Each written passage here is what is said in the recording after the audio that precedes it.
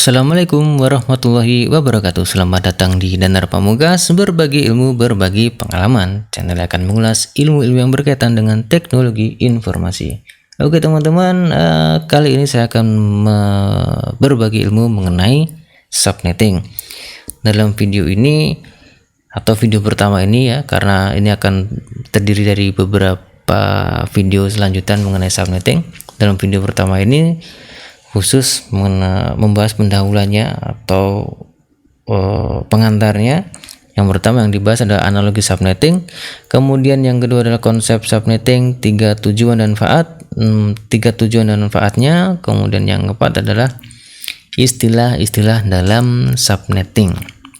Nah, sebelum kita lanjutkan pembahasan, yang belum subscribe silahkan subscribe dan juga share video ini agar semakin banyak yang mendapatkan ilmu dan manfaat dari video ini. Kemudian kita lanjutkan teman-teman, kita masuk ke dalam pembahasan ya.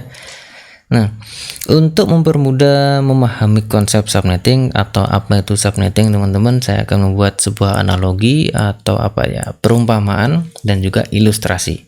Nah, misalkan di sini ada wilayah yang namanya Jalan Danar Pamungkas. Ini misal karena mungkin nggak ada dalam dunia nyata Jalan Danar Pamungkas ya. Dalam area tersebut ada 10 rumah ya. Setiap rumah di sini dikasih nomor atau identitas rumahnya gini ya. Ada identitas rumah di sini, ada nomor 5 ya kan sampai nomor 10. Dan kebetulan misalkan di sini area tersebut punya ketua RT yang mempunyai fungsi dan tugas untuk mengatur administrasi di sana atau pusat administrasinya, kemudian mengatur lalu lintas jalan yang di sana misalkan gitu ya. Kemudian bisa tugas lainnya misalkan menyebarkan informasi atau meneruskan sebuah informasi ke seluruh anggota RT. Misalkan ada sebuah informasi A yang berkaitan dengan tersebut, jadi ketua RT akan meneruskan informasi A tersebut ke seluruh rumah yang ada di wilayahnya, misalkan gitu. Nah,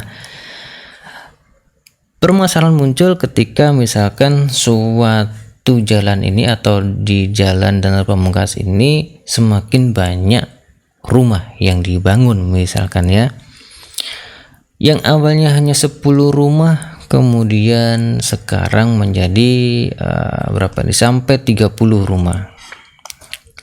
Apa yang terjadi teman-teman? Yang awalnya ketua RT tadi hanya menaungi 10 rumah atau mengatur 10 rumah, sekarang dia akan mengatur 30 rumah. Wilayahnya juga semakin besar, semakin luas gitu ya, semakin banyak yang diatur. Tentu yang pertama beban administrasinya juga semakin besar, semakin banyak kan ya. Kemudian pengawasannya juga akan semakin sulit karena cakupan areanya juga lebih luas dan juga banyak yang harus diawasi. Yang kedua, kemungkinan muncul keruwetan atau kemacetan lalu lintas atau kemacetan traffic yang ada di area Jalan Danar Pamungkas ini gitu. Nah, untuk mempermudah atau mengurangi masalah-masalah yang akan muncul gitu ya, ini misalkan akan dilakukan pengaturan ulang teman-teman. Pengaturan ulang misalkan di sini akan dibuat gang-gang ya. Misalkan di sini ada gang 1, ya kan, ada gang 1, gang 2, gang 3. Nah, setiap gang itu mempunyai ketua RT, ya kan? Di sini setiap gang punya ketua RT yang tadi hampir sama fungsinya atau tugasnya. Dan kemudian di sini setiap gang itu punya gerbang, ya. Setiap gang punya gerbang di sini.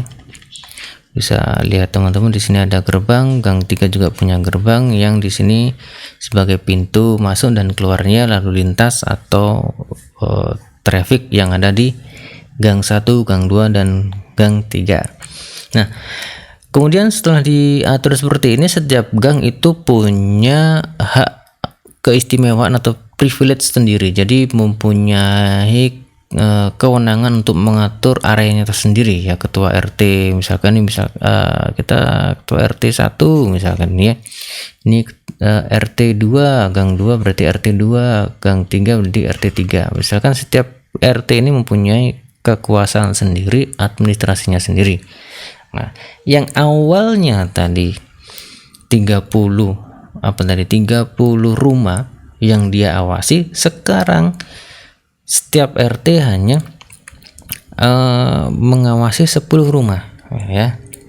Awalnya 30, yang tadi yang berkembang banyak 30, sekarang menjadi 10 rumah. Nah, kemudian teman-teman, dengan begitu ya, dengan begitu akan administrasinya lebih mudah, benar enggak ya? Administrasinya lebih mudah, beban administrasinya lebih kecil atau berkurang. Yang awalnya 30 yang dia harus awasi, sekarang hanya 10. Kemudian dia lebih cepat ketika ada informasi yang berkaitan dengan gang 1 misalkan, dia akan lebih cepat menginformasikan ke seluruh anggotanya gitu ya, menginformasikan ke seluruh anggotanya. Kemudian dia akan lebih mudah untuk mencatat administrasi siapa saja yang keluar masuk dari area tersebut ya. Ada hak-hak tertentu, misalkan dari gerbang ini area wilayah mana yang tidak bisa masuk, apalagi dengan kondisi pandemi seperti ini ya. Biasanya di gang-gang perumahan atau gang-gang desa itu sekarang dijaga ya, karena mungkin untuk melindungi warganya ya. Seperti itulah analoginya, ada gerbang. Kemudian teman-teman, dengan seperti ini kemungkinan keruwetan juga akan terpecah, atau trafficnya juga akan terpecah, jadi akan bisa mengurangi traffic. Kemudian pencatatannya tadi, administrasinya lebih mudah, dan pengawasan ketua RT tadi, pengawasan setiap RT juga lebih mudah karena lebih sempit atau lebih kecil areanya. Nah, ini adalah analogi subnetting teman-teman. Jadi kita akan masukkan ke dalam sebuah subnetting ya. Misalkan kita ada sebuah kantor yang ini ada berapa, 30 ya. Misalkan ini ada 30 karyawan. Nah, ada 30 karyawan kan ya.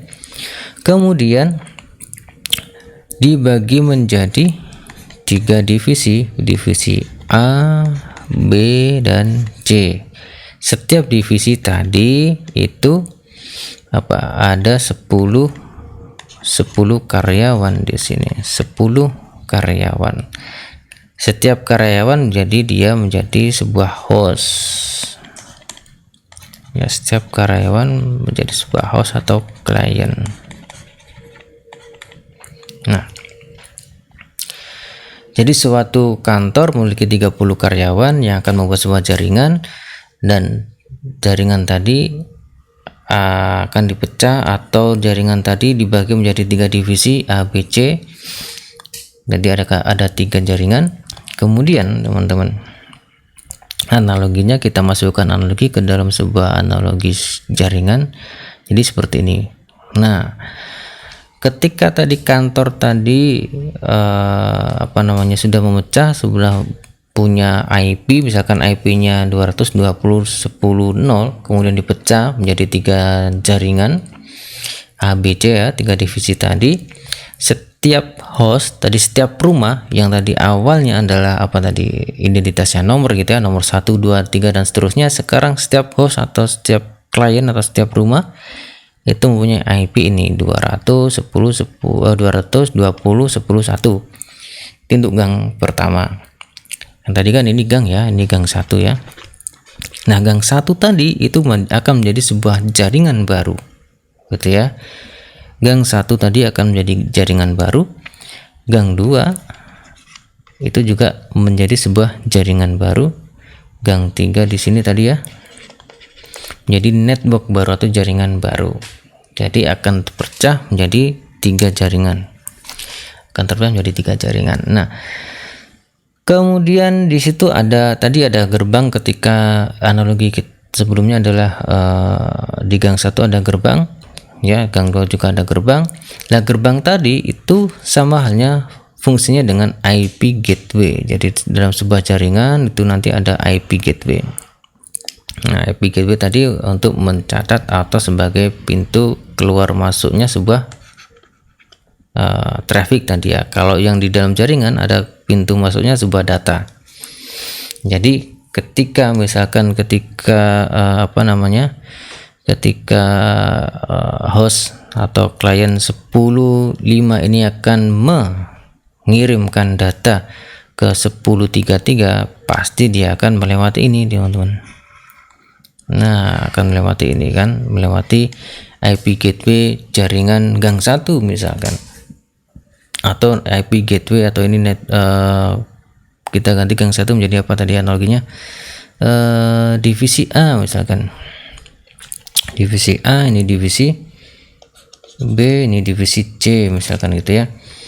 Nah, ketika klien tadi 10.5 akan mengirimkan data ke 10.33, pasti dia akan melewati IP gateway divisi A, kemudian masuk IP gateway divisi B, kemudian mencari tujuannya, IP tujuannya. Nah, dengan dipecah seperti ini, teman-teman, yang tadi lalu lintas trafficnya yang tadi ketua RT tadi ya, ketua RT, jadi akan berkurang beban administrasinya, beban trafficnya juga akan berkurang ya. Jadi seperti ini untuk mencatat administrasi juga akan lebih mudah. Nah, setiap gang tadi kan ilustrasinya mempunyai hak keistimewaan sendiri atau pengaturan sendiri, samanya dengan seperti ini. Setiap divisi, misalkan divisi A, dia akan berhak mengatur jaringan tersendiri. Setiap divisi B juga berhak mengatur jaringan tersendiri. Misalkan di divisi A, dia akan mengatur setiap host, setiap klien itu mempunyai kecepatan atau bandwidth internetnya misalkan 10 Mbps misal ya.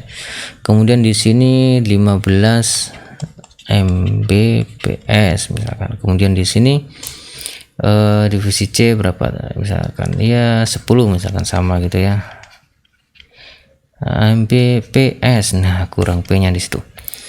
Nah, di sini ada hak istimewa sendiri. Setiap jaringan itu menentukan aturannya. Nah, ini adalah subnetting, teman-teman, adalah subnetting. Jadi intinya apa subnetting itu? Subnetting adalah proses membagi atau memecah sebuah network menjadi beberapa network yang lebih kecil, atau subnet di situ ya. Kemudian apa tujuan dan manfaatnya? Nah, ini kira-kira apa ya tujuan dan manfaatnya?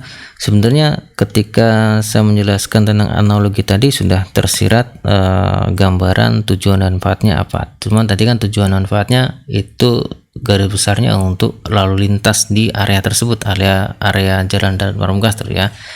Nah, sekarang area tersebut menjadi sebuah jaringan yang terpecah-pecah. Yang pertama ada efisiensi IP, teman-teman. Jadi subnetting itu tujuan dan manfaatnya secara garis besar dapat menghemat IP. Kenapa? Karena misalkan kita hanya punya berapa tadi ya, 30 host untuk 30 karyawan.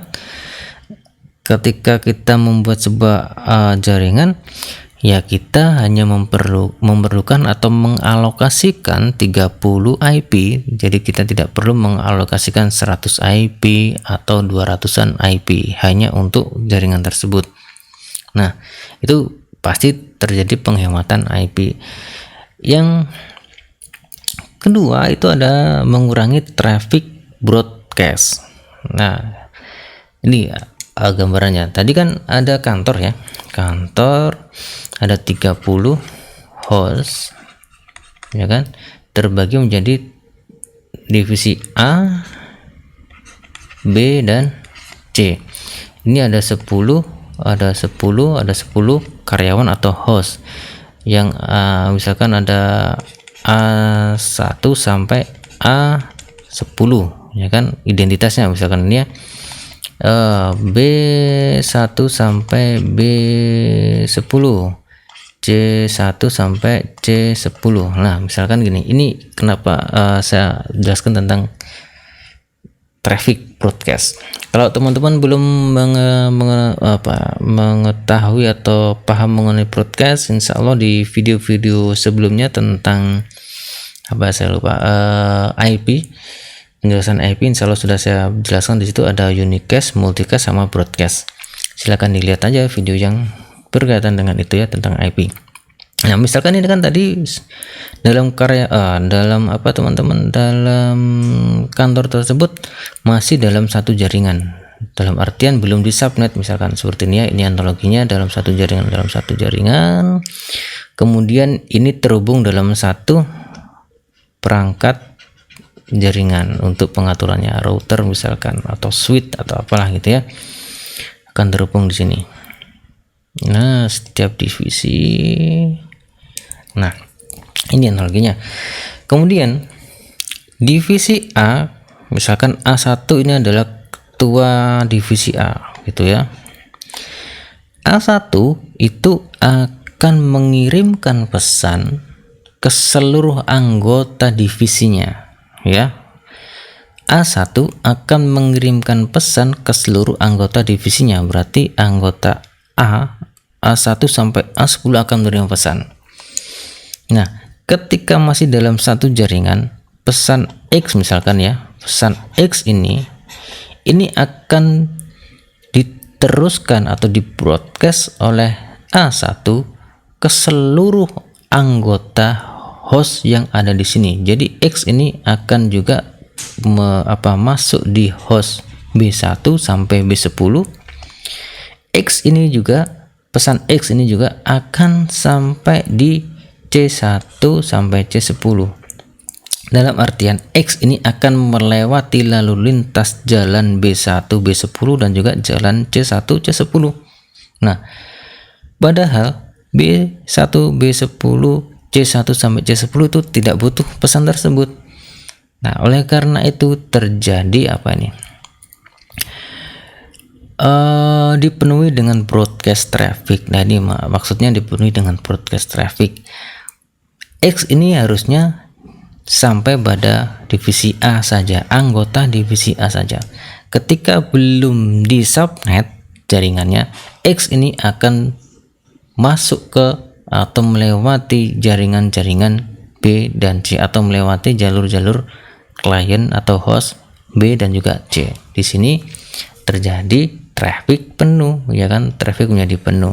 Ketika traffic penuh, efeknya adalah penurunan jaringan atau performa jaringan akan menurun. Nah, ketika sudah di subnetting teman-teman, ini saya bagi ya.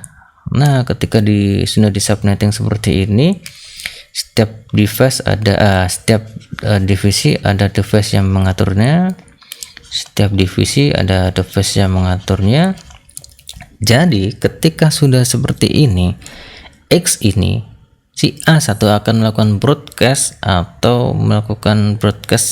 menyampaikan informasi yang berkaitan dengan divisi A ke seluruh anggota divisi A. X ini tidak akan keluar dari area ini. Nah, ketika di broadcast A1 membroadcast ke seluruh anggota A, berarti X ini hanya akan masuk ke anggota A, dia tidak akan keluar dari jaringan A, jaringan divisi A ini ya. Nah, gitu ya. Itu adalah mengurangi traffic broadcast. Kemudian tujuan dan manfaat yang lain adalah mempermudah administrasi jaringan. Jadi contohnya tadi, kalau di sini adalah dalam suatu universitas yang besar gitu ya, terdiri dari beberapa fakultas dan juga prodi, ya alangkah lebih baiknya ketika membuat jaringan untuk mempermudah administrasinya, untuk keamanannya juga, dan juga troubleshootingnya. Jadi dibuatlah sebuah subnet atau jaringan-jaringan per fakultas misalkan. Nanti per fakultas dipecah lagi ke per prodi misalkan seperti itu ya. Ini Tujuan manfaat subnetting secara garis besar ada 3, teman-teman. Efisiensi IP, mengurangi traffic broadcast, kemudian mempermudah administrasi jaringan. Salah satu administrasi jaringan adalah mengatur keamanan juga ya, mengatur keamanan dan juga lalu lintas trafficnya tadi.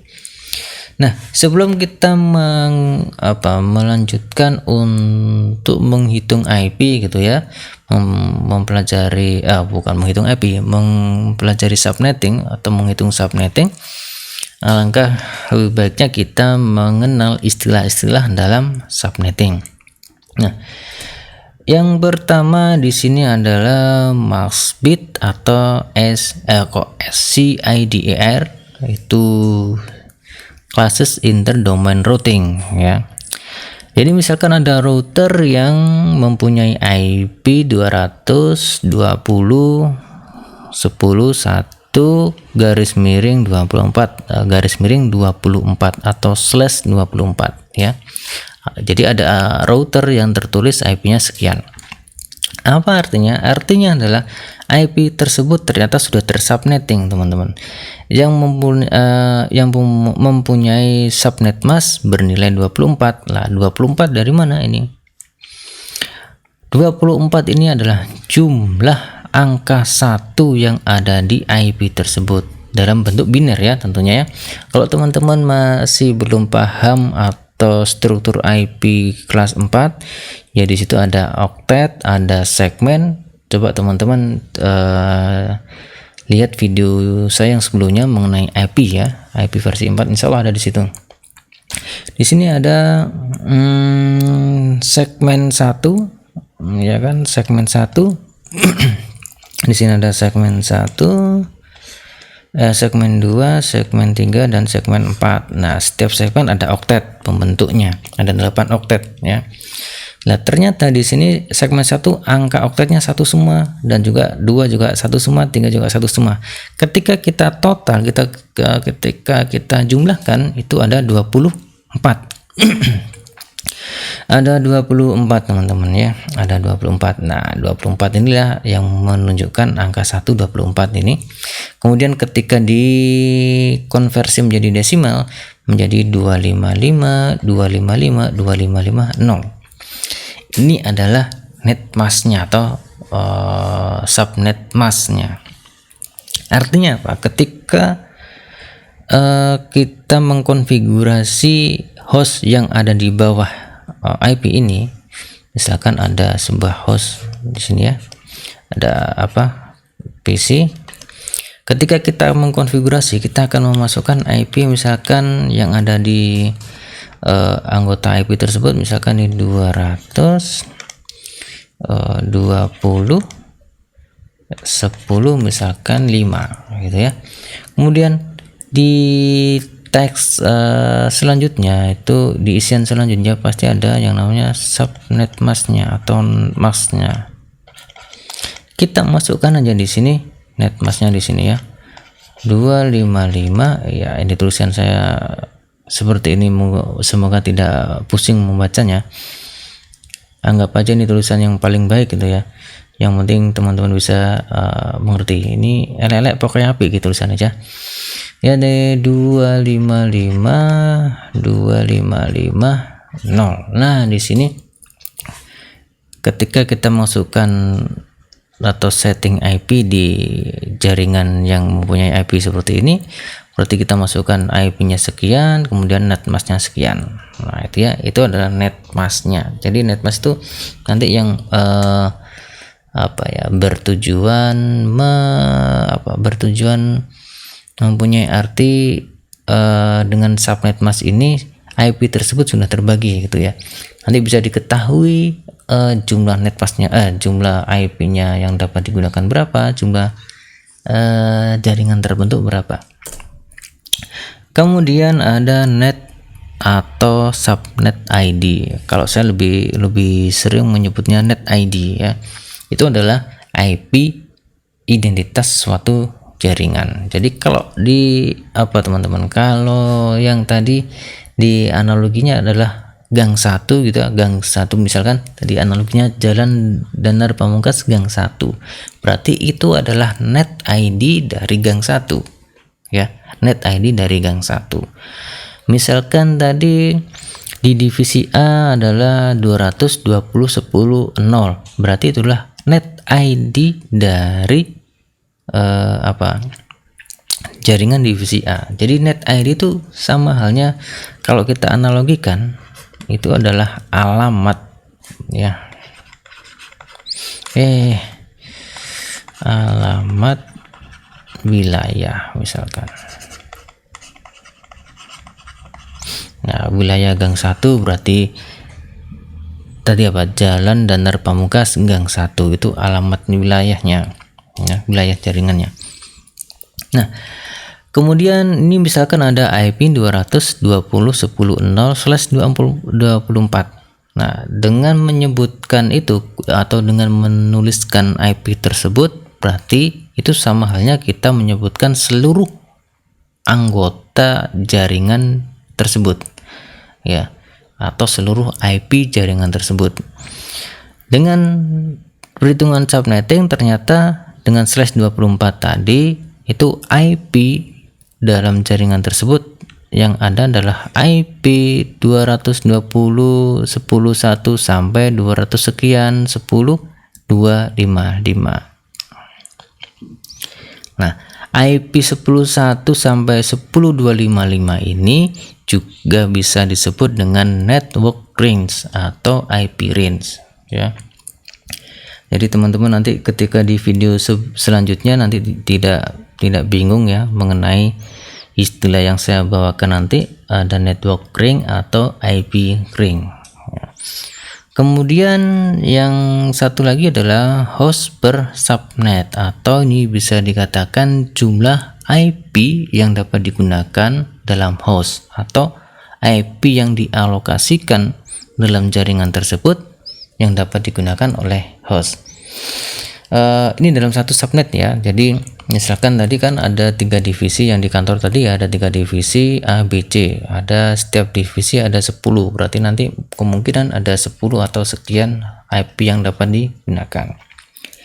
Kemudian ada lagi maksimum subnet. Maksimum subnet ini ketika kita melakukan sebuah subnetting dalam IP, misalkan IP tadi ini ya, mana tadi IP ini kan ini sudah di subnetting, nanti kita akan mengetahui jumlah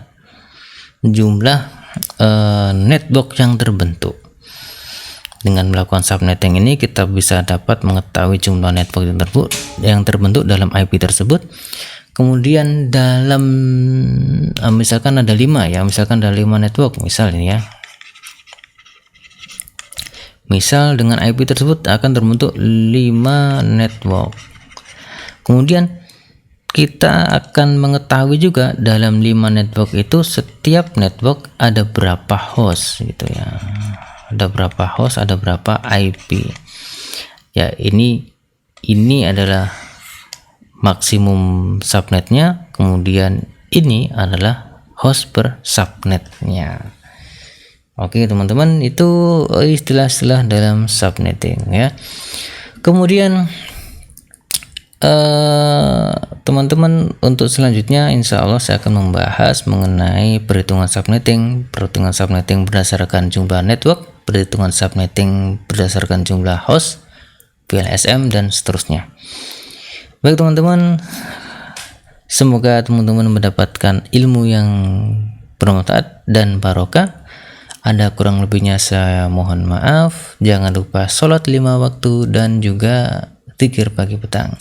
Yang belum subscribe silahkan subscribe dan juga share video ini agar semakin banyak yang mendapatkan ilmu dan manfaat dari video ini. Assalamualaikum warahmatullahi wabarakatuh.